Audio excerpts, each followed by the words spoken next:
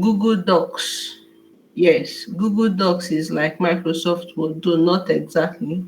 We also have Office Online, Office 365, and then other applications you can use for the same purpose. But in today's class, we'll just focus on Microsoft Word. Some of you may be like, why are we learning Microsoft Word? It's too easy. Yes, but there are a lot of things you can do on Word. Some people think that Word is just to type. You type your document, then what next? So we're going to be looking at formatting our document, making it presentable, and some features we can use to make life easier for us and faster for us. I've sent us this. This is not formatted. This was just typed. Assuming you got this and you had to structure it and present it or submit it, how are you going to do it? So that's what we're going to focus on in today's class. We'll look at some things. We'll look at from the home tab, we'll look at styles. Then in the insert tab, we'll look at inserting tables, pictures, maybe text boxes, maybe. Then we'll look at references, inserting table of content, citation, maybe table of figures, and inserting captions, maybe. So we would see how far we would go with today's class. Okay, so we have this document and we want to format it. So how do we go ahead to format this document in a way that is more presentable? I know that we are already conversant with what is in font.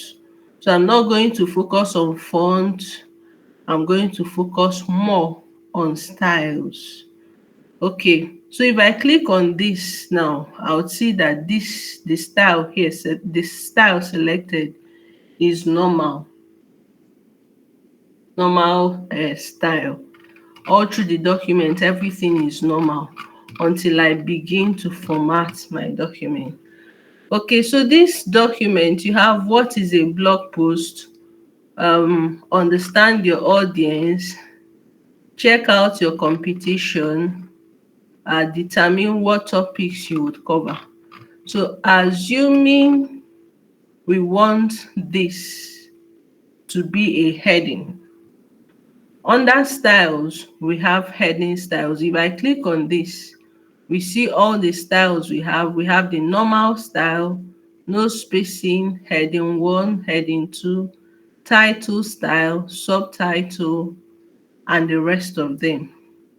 So assuming I want what is a blog post to be a heading 1 style, I'll just select heading 1.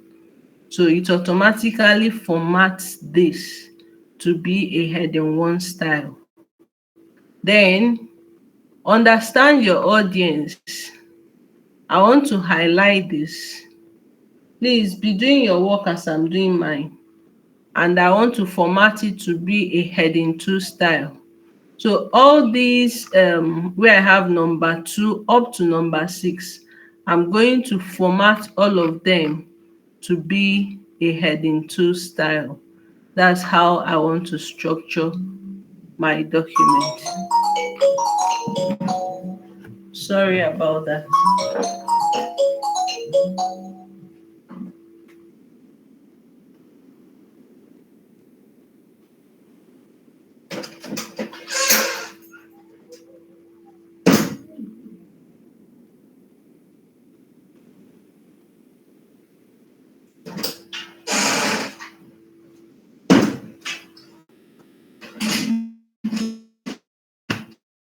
Okay, so go ahead and format all of these. Sorry, this should be heading 2.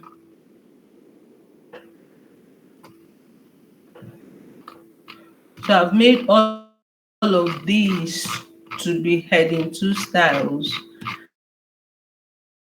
And then I've made, okay, then what next do we want to do? Um, Remember, if I click inside here, all of this is a normal style. This is a heading 1 style, and this is a heading 2 style. Okay, so imagine you want to make this heading 2 style. Maybe you want to make it to be bold, you want to increase the font size, let's say to 14, and you want to change the font color. Are you going to start doing it one by one throughout the whole document? No, you don't need to. You can do on one and it affects the whole document. So how do we get to do that? I'll just right click on this heading 2 and then I click on modify. Um, the font we are using presently is Calibri. Maybe I want to change the font to, let's say, Tahoma, and I want to increase the font size to, let's say, 14. As I'm doing it, I'm seeing a preview of how it's going to look like. Then I want to change the font color to something else, maybe this color. Okay, you can see this. It has affected the change here. It has also affected the change here. So all the heading 2 styles have affected the change on all the heading 2 styles. If I come to this heading 1, maybe I want to modify it. Maybe I also want to change the font color to this. Um, Maybe make it bold. That's all I want to do. Okay, so then remember I have normal. This normal, all these other things are normal, the normal style.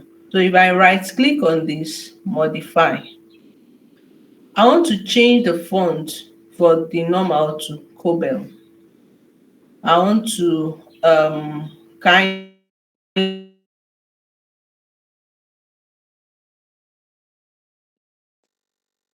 of, I want to justify it in, okay.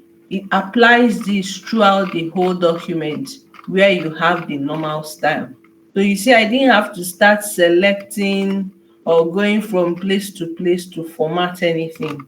I just do it on one and it applies to all.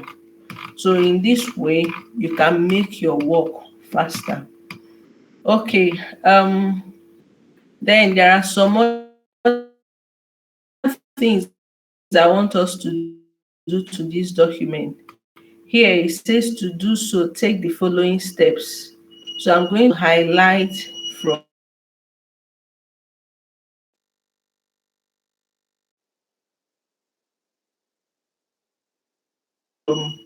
here to here, a bullet. Now there are different bullets I can use, but imagine I want to create a new bullet that is not part of what Word usually gives me. So I can define a new bullet. I can use a symbol, I can use a picture, I can use font. So assuming I want to use symbol, I'm going to choose the symbol I want to use for my as my new bullet. So maybe I want to use, let's say, the asterisk as my new bullet. Okay, okay. So I've already created a bulleted list here, and I didn't use the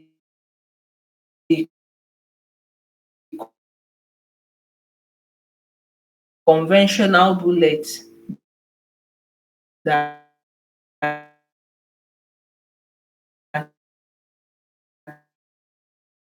a Microsoft Word comes with.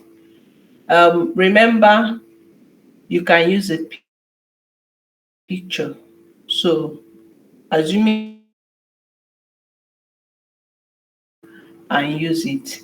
So there are other places here where we need to use a bulleted list. So I'm going to highlight this. Please make sure you format your document to be like this. Okay, so wherever I see a pro tip, can you see this pro tip here? I want to use um emphasis. So I'm going to click on this emphasis. I want to print.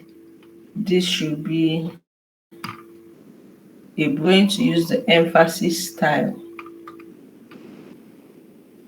Um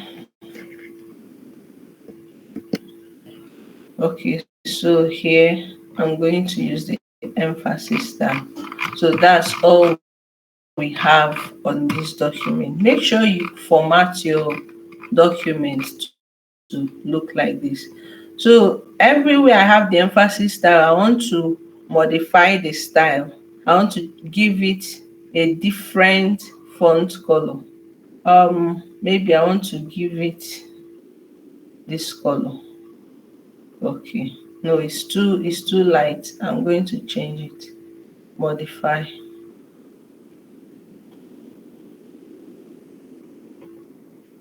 Okay, this is better. Okay, so I guess you should have um done yours. Yours should be like this. So you see, I formatted just one. If I come to this place, I have it here. I have it formatted in the same way. It's looking too light. Sorry, please. I want to use a different color. Which color am I going to use? Okay, let me use this color. I prefer this.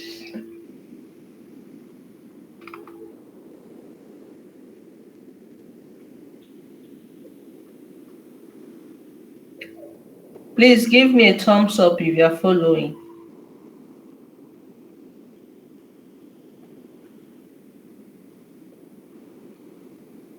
Thank you, Bello. Thank you, Francis. Thank you.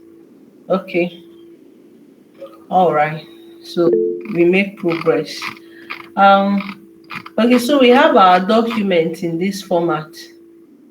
Now we want to move this. We want each of these to be on a separate page. We have what is a blog post. Let it occupy this page alone. Then understand your audience. We want to move it down to the next page. I don't know if we are conversant with this on Word. If you go to home, coming to this place, it says show or hide formatting symbols. So if I click on this, it shows all the formatting symbols I have in this document. So this shows I pressed enter to get to a new line. All these dots means there is a space in between A and blog. So this shows I pressed enter. So assuming I want to move this to the next page, and I can start pressing enter, enter, enter until I get to the next page. But there's a faster way to do this. Rather than pressing several enters, I can just go to insert, and since I want to move this down, I've put my cursor in front of this place. I click on page break. So it moves it to the next page. Coming to this place, I can see that there is a page break after this. Look at, remember my formatting symbols is turned on. So I can see the formatting symbols. So I want to also insert a page break for this. Move all of these to new pages. Page break. Um, page break. Page break. and 6 page break. Okay, so you see how easy it was for me to move all these things without having to press enter maybe like 20 times to move it. Okay. One day somebody sent me a document. The person was like, virus attacked her document. Why? Because the formatting symbol was turned on. She was seeing all these things in her document. She was trying to remove them, but she couldn't remove them. So she was like, her system was got corrupted by a virus. When I saw the document, I just came here and turned it off, and everything became normal. So learn, know how to use this. Just it shows you all the formatting symbols in your document. Okay, so we've successfully done that. Then the next thing we want to do is, I didn't say something. Remember, I justified my what's now my normal. Why do you need to justify? A lot of times we write papers, we write articles, we send them out without it being justified. Imagine I didn't justify this, see how it's looking. But when I justify, it looks neater. Um, See this, it looks neater when it's justified. But when it's not justified, let me highlight this, and then it doesn't look as neat as it was when it's justified. So learn to always justify your document. It makes it look neater and more readable. Okay, so we are done with styles. I didn't show us we can do more with styles. For instance, in modifying this style, it's not just this that we can modify. We can come to format. We can do more things with the font.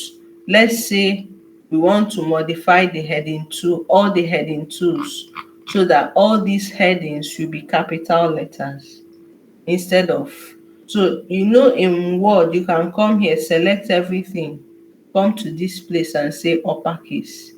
Imagine having to do it throughout your document, and imagine that this is a, let's say, 30-page document.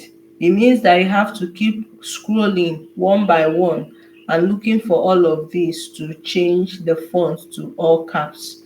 So you can just come to this place, modify. I'm not seeing the function for all caps, that's uppercase here. So if I come to format, we have font, paragraphs, tabs. You can use all of these. So I go to font. um okay, see the effect I'm looking for, all caps. Okay, okay, so you see it has formatted this to everything being capital letters. Coming to this, everything is capital letters. So I didn't have to do it one after the other. I did it for one and it applied to all. I also want to format this um, to become all caps. Yeah. Okay, so we are making progress. The next thing we want to do, we want to insert a picture here. So we want to insert a picture here. I'll go to insert, click on pictures. Usually it can take you to your pictures folder, but because I've been accessing my downloads folder, that's why it's taking me to that place. So I got the picture of a human being. I want to insert the picture of a human being. So I click on insert. So it inserts this picture for me. Please, I'm going to give you 2 minutes. Go to the internet, find a picture and insert. You mustn't go to the internet. You can check your pictures folder. Find a picture and insert. I chose the picture of a human being for a particular purpose, because we are going to resize this picture, and the way you resize a picture matter a lot.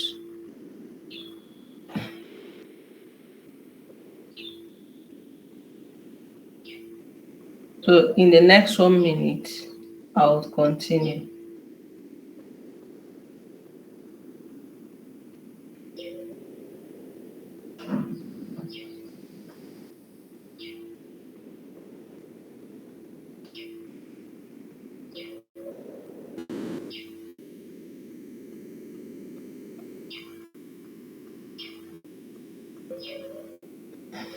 Okay, so I assume you've inserted the picture. Give me a thumbs up if you've done so.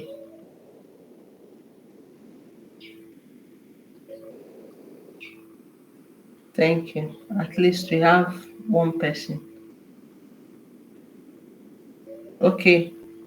Modena, do we wait for you? We can wait for you. We don't mind waiting for you.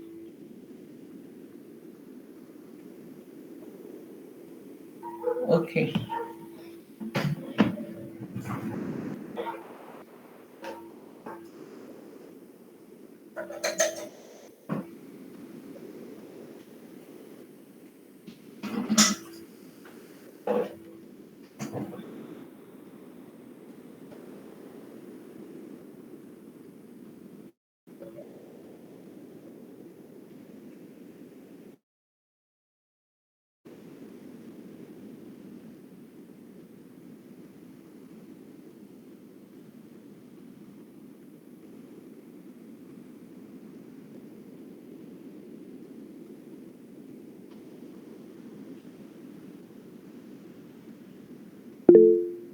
Okay. All right. So we go ahead. Now notice, I want you to notice something. When you click on a picture, you'll start seeing picture tools, format, and all of these. Assuming I click out, I wouldn't see the picture tools again. But when I click on the picture, can you see picture tools, format? So I can use all of these on the picture. But I'm just going to focus on cropping this picture and resizing this picture. Okay, so um I just want this part where I have this guy. I don't want this guy in here. So I'm going to crop this picture to make it smaller. So make sure the picture is selected, click on crop. You would see these black outlines here. So when you hover your cursor over it and your cursor appears in this format, you can drag. So I'm just dragging from the edges. I also want to do this. I'm okay with this book or this paper here. So if I'm done, I can click on crop. It crops. So I have this picture in this format. Now, assuming I want to resize this, some people, when they are resizing an image, they come to this place to resize. But when you resize an image from this side, can you see? You are dragging from here. It changes the aspect ratio. This guy is looking stretched. So it's not the best. I'm going to undo. Again, if I drag like this, can you see the guy is looking stretched and it doesn't look good? So I'm going to undo. The best way to resize an image, especially if it's the image of a human being or picture of a human being, is to resize from the edges, either from here or from here, or from here, or from here. It will give you the same effect. The reason why I say you should resize from the edges is because it's going to resize uniformly. I mean, vertically and horizontally, uniformly. It doesn't change the aspect ratio. Do you understand?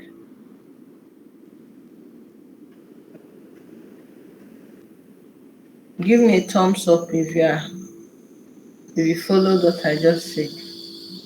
Okay, thank you. All right, so I've inserted the picture of this guy and I've also resized it. You can reset this picture. If I reset the picture, the cropping will be discarded, the resizing will be discarded, everything I did will be discarded. I don't want to talk about any of all of these things here. You can look at them on your own. So we are done with what is a blog post. So the next one we want to look at understand your audience.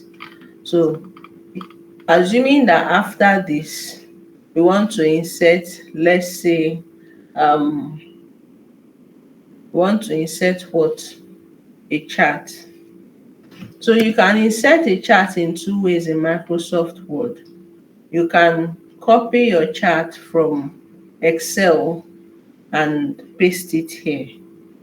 Again, you can insert your chart directly from here, assuming you have the data for your chart. So if I click on this, it gives me, I can see different types of charts I can insert. Assuming I just choose this first one I'm seeing and I click on OK. It's coming.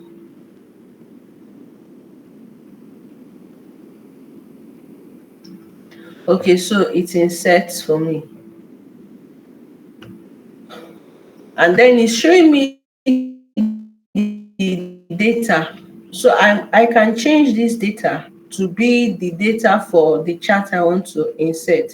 So I just want to change this category one, men, the next one, women, the next one, children.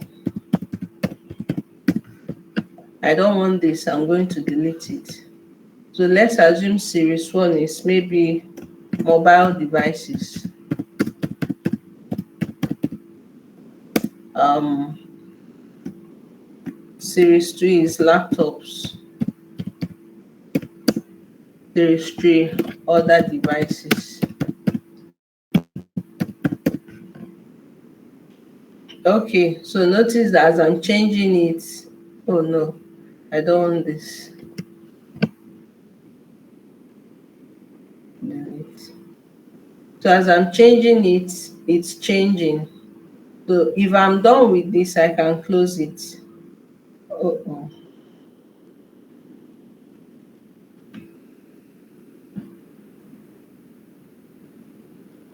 Okay, so this chart, I need it to be on this page. So I'm going to resize it, try to be small enough. Yeah, so it's here on this page. I can do anything. I can rename. We are not mainly talking about chart. I can change my chart styles, chart elements, so I can rename this and make it speak to this that we have here. So okay, so we've inserted the chart. So coming here, we want to insert a table. Check out your computation. So here we want to insert a table. So we go to insert. You can insert table in different ways. By this, by clicking on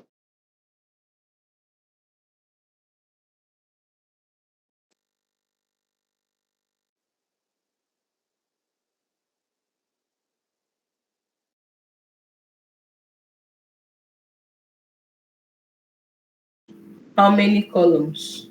Assuming we have 4 columns and the number of rows, we have 4 rows. Okay, so let me put some things here. So here I have men, women, children. Here we have mobile devices, laptops, then other devices. Okay, so maybe here we have 70, we have 40, and here we have 25.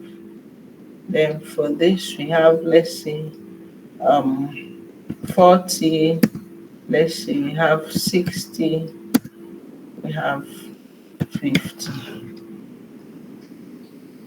15, laptops 12, let's say here we have 40, something of this nature.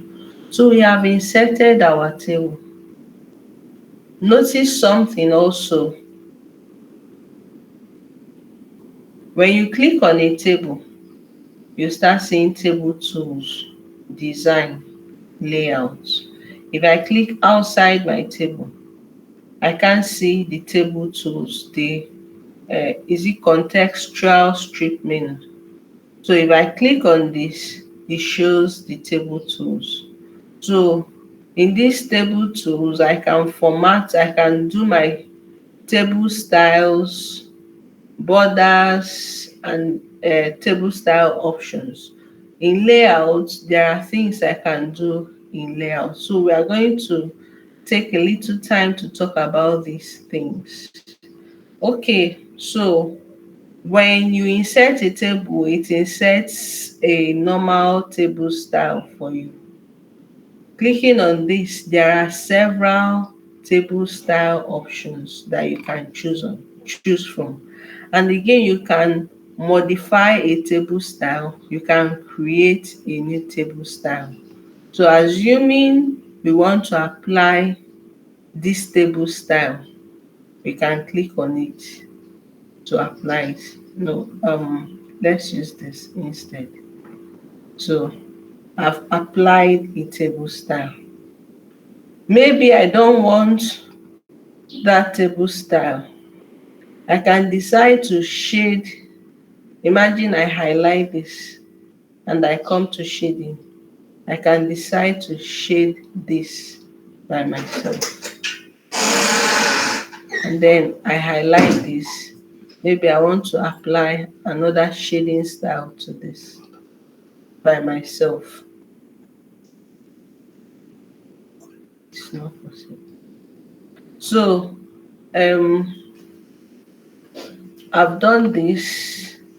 There are more things you can do to your table. Assuming you want to maybe add a new column, you can click on this to add a new column. But what if you are not seeing this? You can go to layout. I want to add a new column after other devices.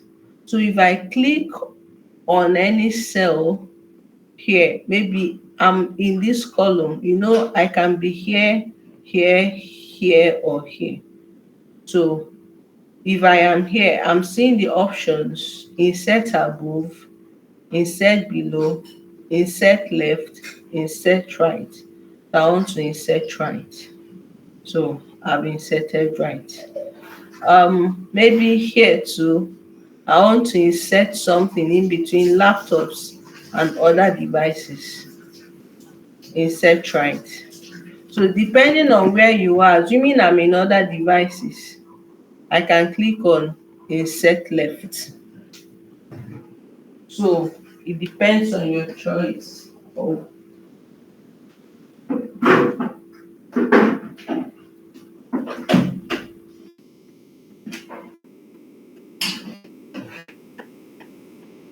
okay.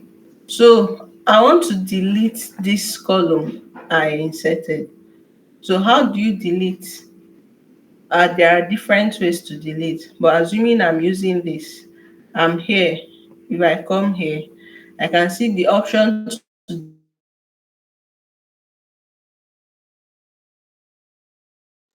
delete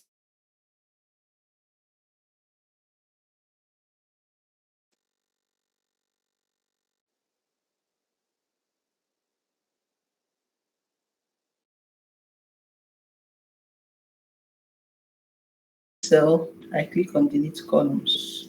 So these cells are merged.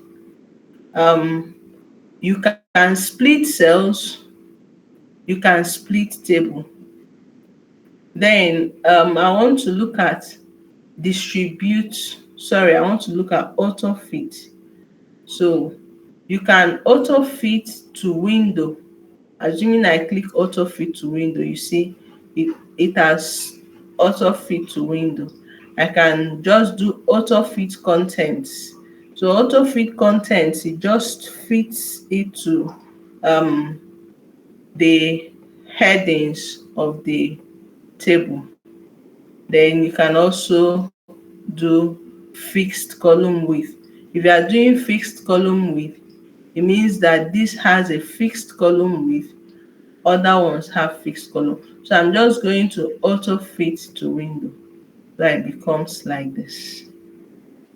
Okay, so assuming this has a content, let's say um which device, let's say desktop computers.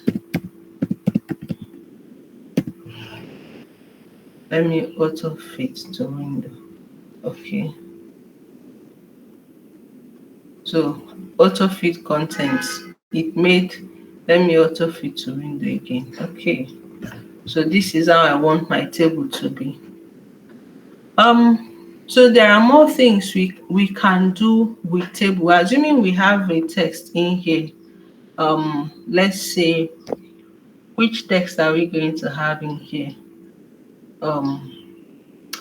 25 desktop computers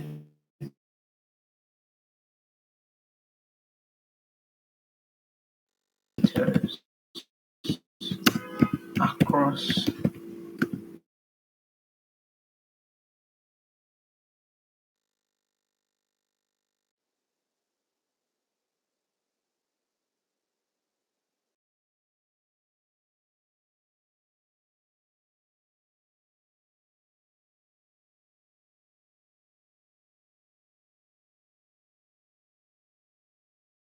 board. Let's have this, all these merged here at the center. So notice that you can change your text direction to be how you want it to be. So maybe I don't want it to be, I want it to be like this. So, but just take note that you can change your text direction however you want it to be. Okay, this eraser tool is important. I would like you to look at it on your own, how to use the eraser tool. Okay, so this is a little about inserting tables in your document. Okay, so the next thing we are going to look at inserting is inserting smart art. Now, what is smart art? Smart art graphics. There are some things that are not pictures, they are not tables, they are not charts, they are not shapes, but you want to use it for a kind of illustration. Imagine you want to insert maybe a cycle. So, are you going to start drawing it using shape one after the other? Or is there a quick way of doing it? So you can use the cycle. Um, let's use the basic cycle. Okay, so it insets this for me. Note again that when you click on smart art, you start seeing smart art tools, design and format. If I click out, it's not visible again. But if I click on the smart art, it becomes visible. Coming to this smart art tool, we have the text pane. Clicking on the text pane, here you can put in your text. Let's say the life cycle of mosquito from larva. Ah, I hope this is the spelling of larva to pupa. Okay, from egg, yes, from egg to larva.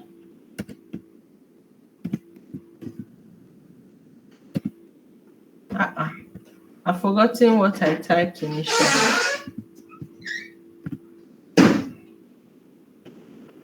Please correct me. What's the spelling of larva? I've forgotten. I'm sorry.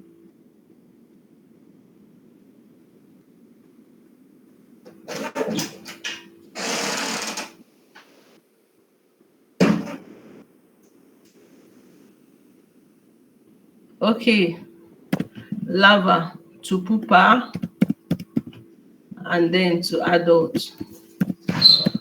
So assuming this is the life cycle of mosquito, I don't want this, so I'm going to delete this.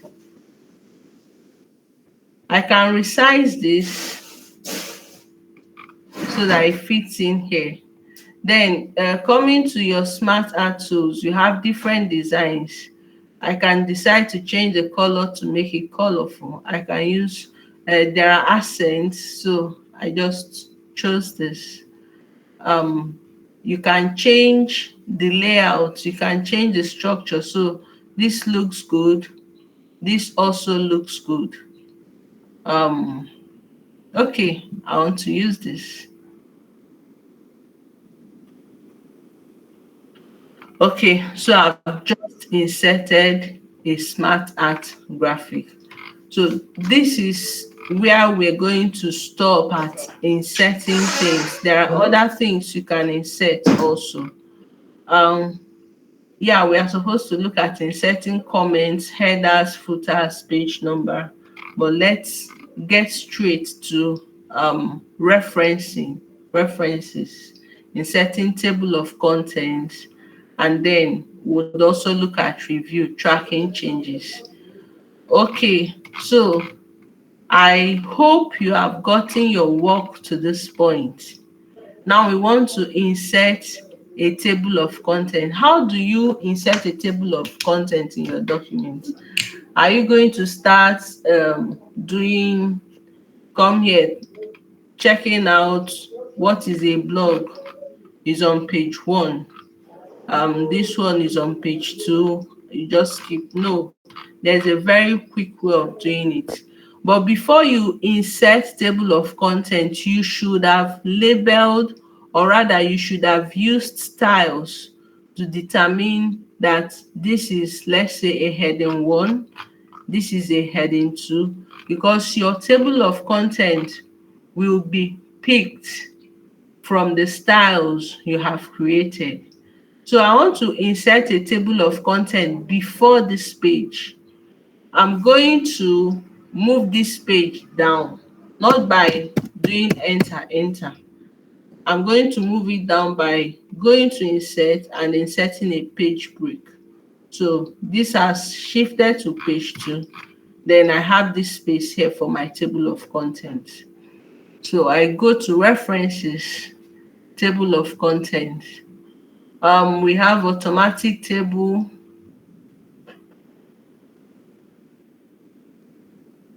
We have automatic table 2. We have manual table.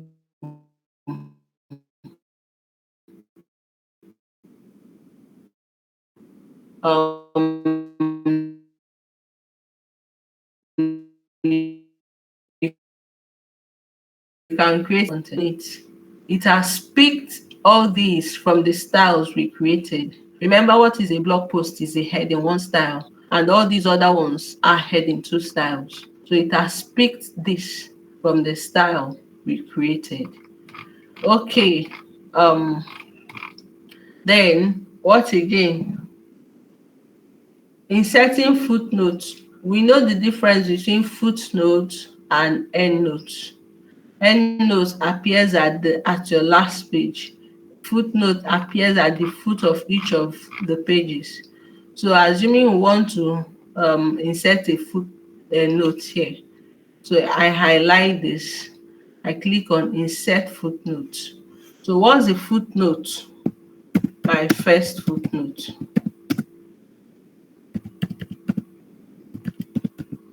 So the footnote, this footnote now explains this more. When your cursor, when my cursor hovers over it, it shows this. But if this is printed, when somebody sees this one here, the person comes down here to see what this first footnote is referring to. Maybe I want to insert a footnote here too.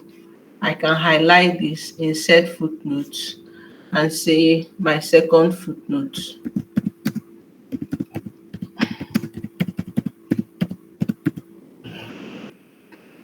Okay, then if I insert endnote, it will go to the last page and insert at the foot of at the last page of this document. Okay, what about inserting citations? We can do our referencing using Microsoft Word. There are other referencing tools like Zotero and the rest of them. So assuming you don't have any of those tools and you want to use Microsoft Word to do your citation when you are doing your proposal, remember your proposal has to do what?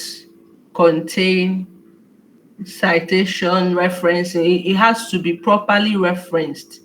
Okay, so now we want to have our in-text citation. Maybe I want to cite this. Insert citation. Add a new source. So we have different types of sources. Is it a book? Is it a journal article? Is it a website? Assuming is a website. Then who is the author? The normal things that you're going to have. So assuming our author is, we have this as our author. If it's a corporate authored document, you can select corporate author. So name of a web page, www.helpmansas.com. Year 2023. Year assessed 2024. Month assessed, let's say assessed October. So note this, if I click on year assessed, it shows me an example. If I click on month, maybe I wanted to type 10, but it's showing me example January. So following this example, I know it has to be October. Day assessed, example 1.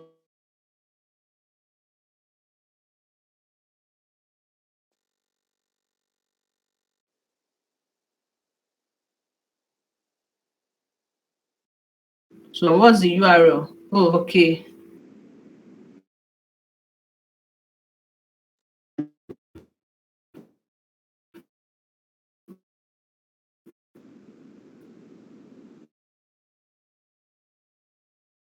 Creating URL to create your source for all your citations. So okay, sorry, I was meant to do it after this. So insert citation. I already have one I've inserted. I click on this, so it inserts this for me. Note that there are different referencing styles. You have the Harvard style, you have the APA, you have the MLA. So assuming I'm using MLA, you see, it just puts the person's name without the year. Assuming I'm using Chicago, no comma, just this person 2023.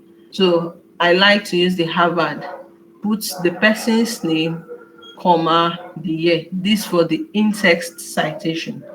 So again, before I can decide to manage my sources, if I click on manage sources, so these are sources I've already added. Now to add a source, I can add a new source. Like one, I can come to manage sources. For this, I want to add this. I want to add this. I want to add this. Close. So if I come to this place, for instance, insert citation, I see all the sources I've added. So I don't have to start adding them one by one. I just come. I know that in this place I'm meant to have, let's say, Dossie. Then in this place, let's say I'm meant to have Paul. Then in this place, I'm meant to have Israel.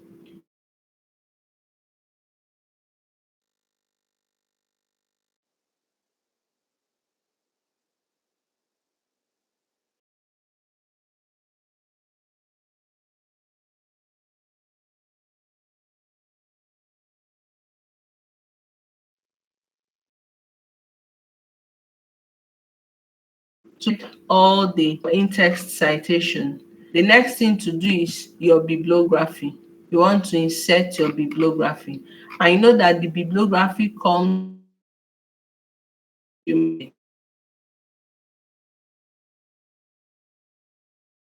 referenced. You have different styles. You can use this. I want to use references. So it's showing in this way. Now, because this is justified, that's why I have it in this form. So I can just I don't want to have this justified. Sorry.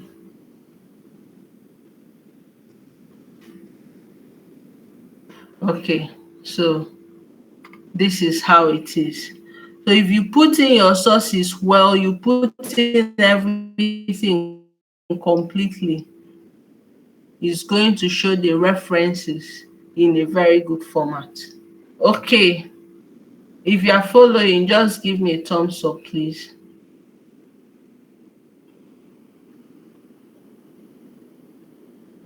Thank you. All right. So coming back to this, we can also insert caption. After inserting caption, it gives us room to insert table of figures. What do we mean by caption? You see this picture, it needs to be labeled. You need to have a caption for it. So assuming I want to insert a caption for this figure 1. What's the caption? Figure 1. What's the label? Okay. So before this label, is it figure? I can define a new label, assuming I want it to be picture. So you see, the label becomes picture. Picture 1. You also have table. If you scroll down, you have equation.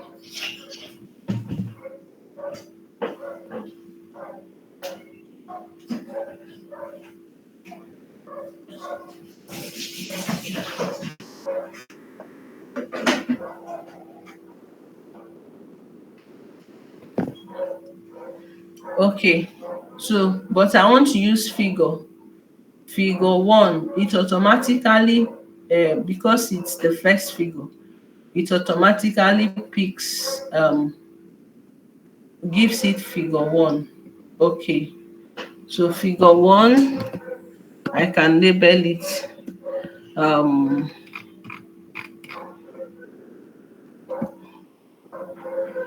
a guy smiling.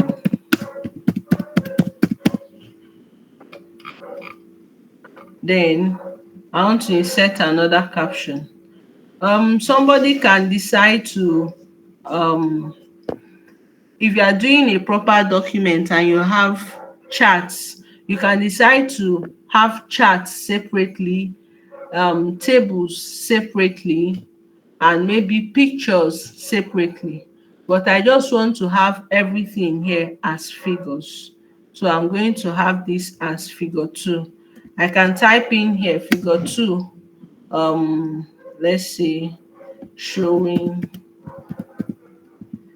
no, this is rate of use of devices. Okay, so I've labeled this. This is a table. Insert caption. Now I don't want to insert this as figure 3. Assuming I have other tables, I want my figures to be different from my tables. So I'm going to come to, since table is already defined,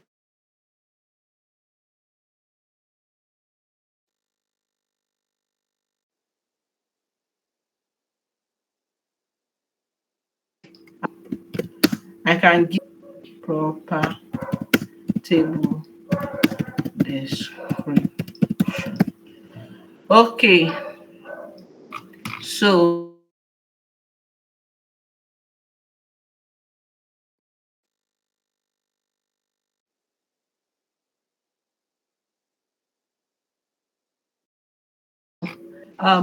selected item or below the selected item, depending on you. So I don't know why this is frozen.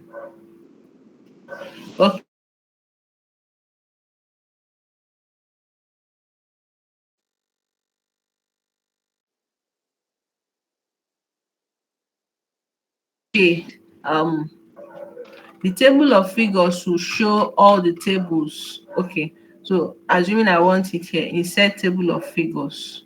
Um,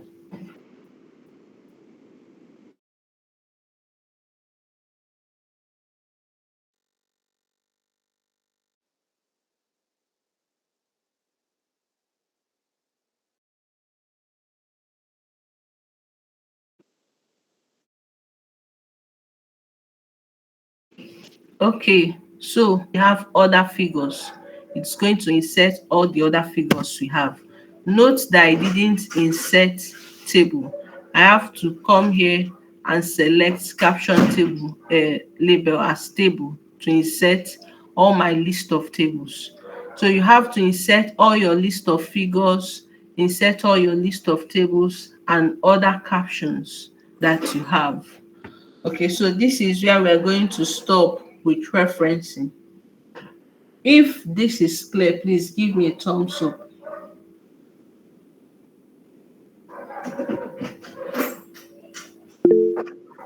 Thank you. We'll end our class a bit earlier today. So the last thing we are going to look at is review, how to track Ma, changes. Somebody is I- talking. yes, ma. Like I want to ask, like, how are you able to add the figure one, figure two, and table one in the table of contents? Okay, thank you for That asking. question. Okay, so before you do that, you should have gone to insert caption and inserted your caption. Did you get inserting caption? Yes, ma. I got it, ma. Okay, so if you have inserted your caption, then the next thing is to insert table of figures. Now the table of figures is based on the captions that you have inserted. Remember, I used two captions, figures and tables.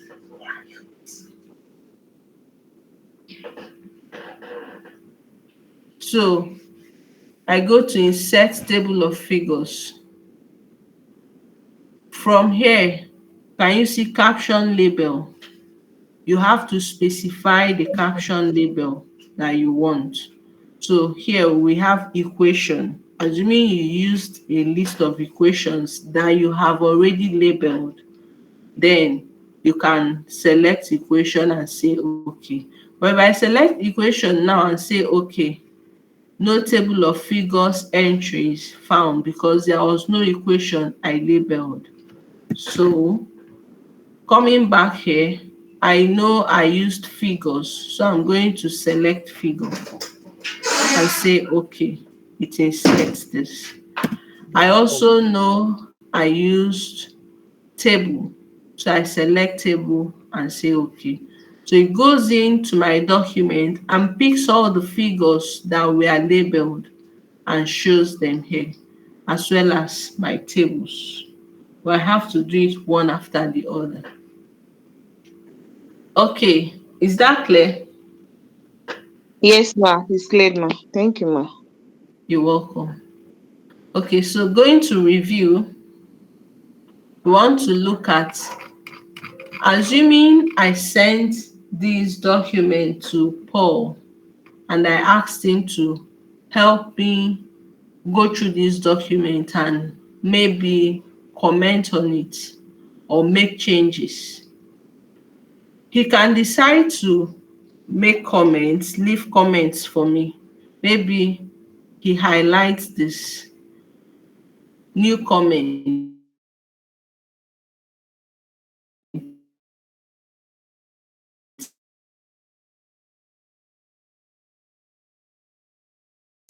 and revise. Okay, so you go through and add comments in different places. Now, when he sends it back to me, I see his comment and I work on his comment. Assuming there is no time for this, he wants to revise the paragraph himself. So I'm going to delete this comment. He can decide to turn on track changes so that whatever he's doing is visible to me. So if I click on track changes, and then I begin to work on this document, maybe rather than what do I want to change?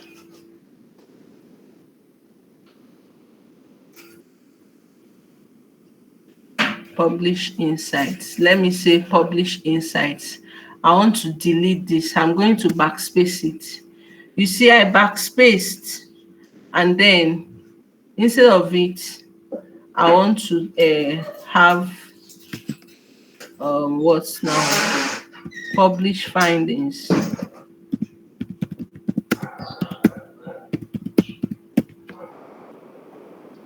Because my track changes is turned on, whatever I'm doing on this document is tracking it.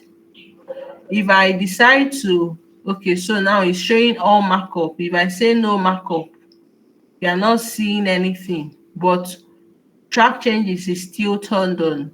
If I click on all markup, it shows what was deleted and the new thing that was typed in. So I have two options. I can either ask him to comment on it, or I can ask him to edit it. But while he's editing it, I'll turn on track changes. If I don't want him to be distracted while he's editing it, I'll just say no markup, so that as he's editing it, he's not seeing all these things. Sorry, I mean all these things. It's not disturbing him at all. He's just editing and going. But when I receive this document, if I turn on all markup, I see all the changes he has made. So maybe this most importantly, maybe I want to say significantly. I'm going to delete this and say significantly.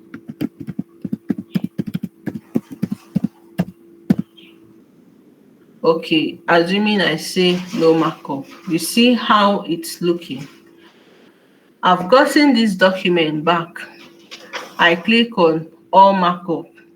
Now, I can either accept or reject his change.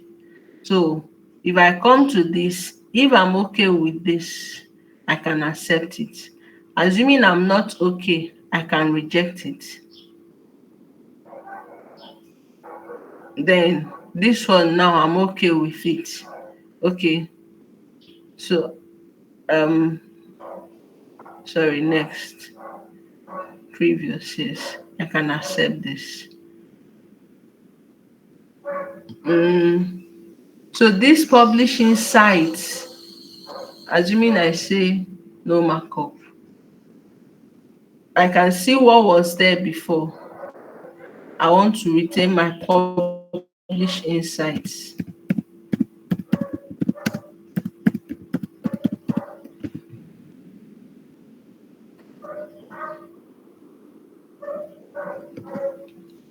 Okay, so when you're done editing your document and you're sure everything is fine and you are not interested in tracking changes again, you can turn off track changes. Now, when track changes is turned off, whatever change is being made to your document is not being tracked. Do you understand? If it's clear, please give me a thumbs up. Okay, thank you. So I'm going to stop here at this point and then give room for people to ask questions. Okay, thank you very much, Jason, for this wonderful presentation. Very short and impactful. Thank you for joining us in the other two. If you have any questions, you can go ahead before we close for today.